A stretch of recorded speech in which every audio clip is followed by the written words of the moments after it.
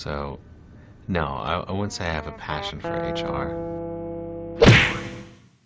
Welcome back to Human Resources for the People. It's a human capital revolution. Today we're going to be live reacting as far as you can with a video, to the new HB 2127 law from Texas. It's a new law that is coming out that has been passed that has been called the Death Star law and the anti-drinking water law. And so we'll read it and we'll understand exactly what we're looking at, because I think that that's important to do. It first goes over the fact that the state of Texas has been has historically been an exclusive regulator of many aspects of commerce and trade, and that several local jurisdictions have sought to establish their own regulations of commerce. And these local regulations have led to a patchwork of regulations across the state that provides inconsistency. And that's really accurate. It's tough to do business in a state when you have to be consistently mindful of the specific area you're in and the specific location you're in.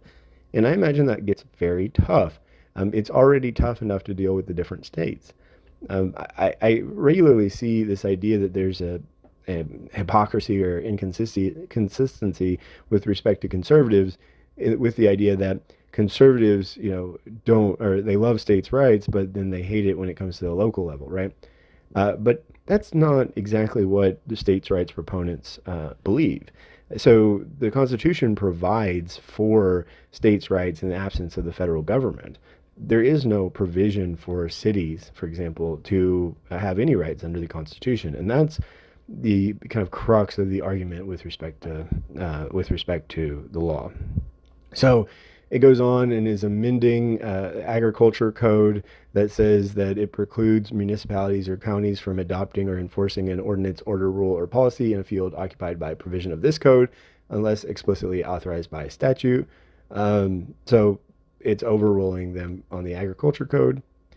It then gives liability for certain preempted regulation, which means that any person, including a taxpayer, adversely affected by a municipal or county ordinance, et cetera, et cetera, et cetera, has standing to bring and may bring an action against the municipality, county, or official. It goes on and talks about the remedies for that and what the immunity waiver is, et cetera, and then defines people. I'm not going to go into that. It continues to talk about how a municipal or county ordinance, order, rule, or policy that violates this section is void and enforceable. Okay. So far, I haven't seen anything about water or heat, so let's dig into this further. Field preemption. The provisions of this code preclude municipalities and counties from adopting or enforcing an ordinance, order, rule, or policy in a field occupied by provision of this code unless explicitly authorized by statute. Okay, agreed, got it. It goes on, occupations code, field preemption, okay, and then says that this act is effective immediately if it receives a vote of 2/3 of all the members elected to the House, okay, and that's it. So where is this? Where is this law? Where is this Death Star law? So then I decided to actually look at a article so that I can understand what exactly is happening. Backlash brews against Texas law that eliminates mandatory water breaks. Okay, as Texas sweltered last month under a record-breaking heat wave, the state passed a law that will eliminate mandatory water breaks for construction workers in cities where such ordinances have been in place.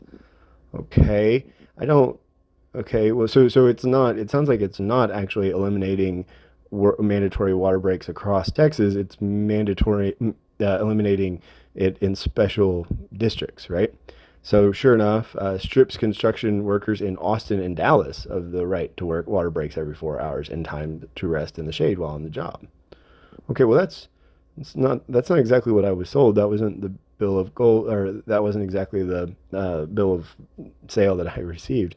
So it sounds like the measure has been named the Death Star bill, which is odd because it broadly preempts legislation at the local government if it clashes with state law.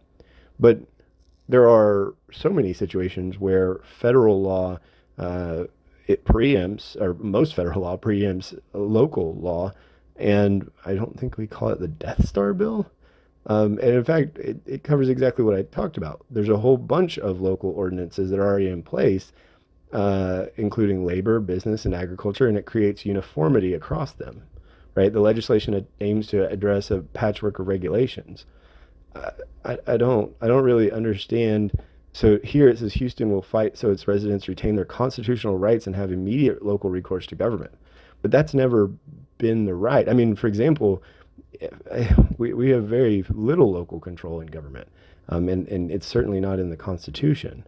Um, I, this sort of excitement over what initially is titled Texas law that eliminates mandatory water breaks. Well, it eliminates mandatory water breaks in two cities. I think it's actually three because I think this article misses one. I thought like Houston or San Antonio had one as well. But it eliminates it in three cities, and that's it. That's all there is to it. And I think that I understand the idea of local control and I support local control.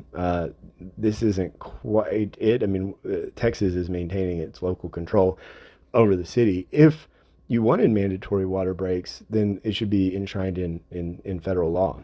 But ultimately, I think this is much ado about nothing. I don't. So for many reasons, including liability purposes, in these type of situations, I really, I doubt that there's a whole lot of this. And even if there is, meaning a whole lot of people not taking breaks, again, these aren't even really good breaks. I would argue. So, for example, right to water breaks every 4 hours.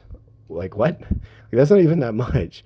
Um, I would imagine, and I can probably bet money that most companies go above and beyond this. But beyond that, if this is something that's important to activists and thinks that it provides rights that employers are not providing, they should absolutely petition OSHA to put this in place. I would argue that that's the place for this. OSHA could override any Texas law in this situation, and that's where the anger really should lay, not with Texas, passing a law to create uniformity among its communities. I don't think that sounds reasonable. But let me know, have you ever had a tough job where you didn't, get a break or get a water break in hot temperatures for 4 hours? I used to work in a factory where it was 140 and 100, 120, 120, 130 on the factory floor, and we never. I mean, I think it was every hour, and it might have been like 10 minutes every hour. I mean, we gave a lot of breaks because it's just from the purposes of liability. You want to minimize liability as much as you can, and this is a good one. But let me know in the comments down below, like, share, and subscribe, and I'll see you on the next video. Bye, guys.